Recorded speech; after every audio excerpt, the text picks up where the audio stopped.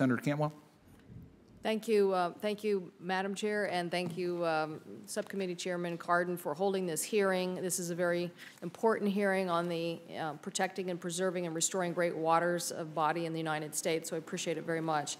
And thank you for inviting me to make some comments on my Puget Sound Restoration Act. I'd also like to thank Congressman Dix and Senator Patty Murray for working on this legislation with me. Today you will also be hearing from Mr. David Dix, the Executive Director of the Puget Sound Partnership, which is the state agency dedicated to Puget Sound restoration, with 2,500 miles of shoreline and 2,800 square miles of inland marine waters. Puget Sound is the nation's second largest estuary.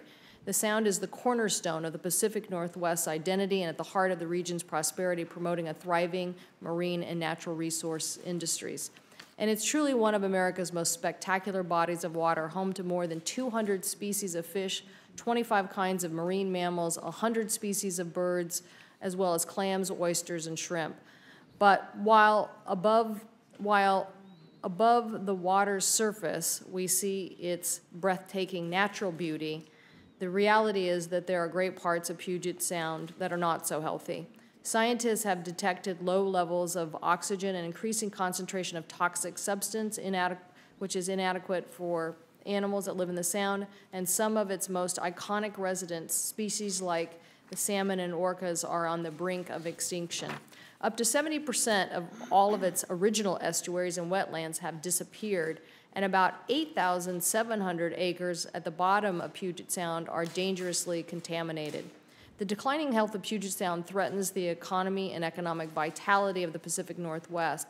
That is why Washington State's Governor Chris Gregoire, who has testified before this committee several times, has taken steps at the state government level to combat this decline by setting up the Puget Sound Partnership.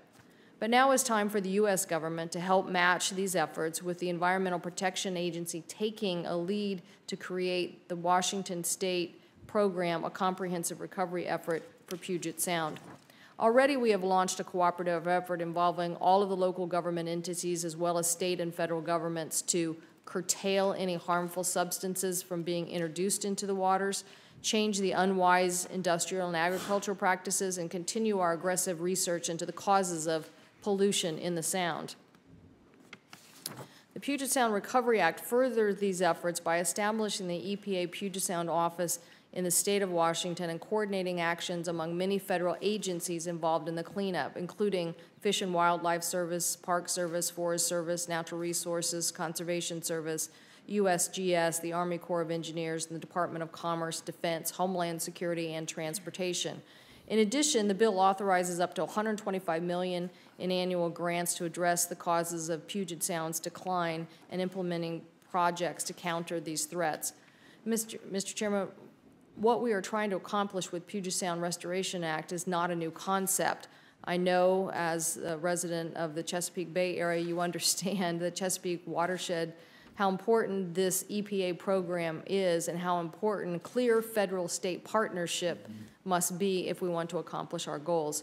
The Chesapeake Bay was the nation's first estuary targeted by Congress for restoration and protection, and since the formation of the Chesapeake Bay program in the 1980s, it has served as a model for the effectiveness of cooperation and the approach to natural restoration efforts.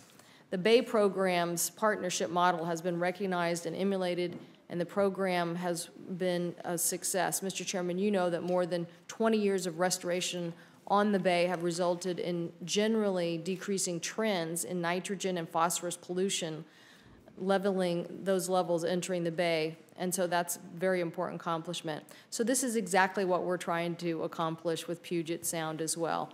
So I thank you, Mr. Chairman, for allowing this bill to be part of today's hearing, and I look forward to working with you and other members of the committee on moving this legislation forward. Thank you. Well, Senator Cantwell, thank you for your testimony. There's many similarities between Puget Sound and the Chesapeake, and I think having your own office and bringing together the stakeholders so that you have a comprehensive plan using the best science information that's available, you can make a huge difference. The progress made on the Bay, but for the Chesapeake Bay program, we would have seen a degrading of the Bay and a much worse than it is ever could have been achieved what we've been able to do. So it's been a great success, but we got a lot more to do in the Chesapeake Bay, and I think you're taking in your proposal the model that worked with the Bay, and we look forward to working with you on your proposal. And I think that's why we want to get started, because we know it takes a long time. It does. And you got to get the partnerships and confidence together.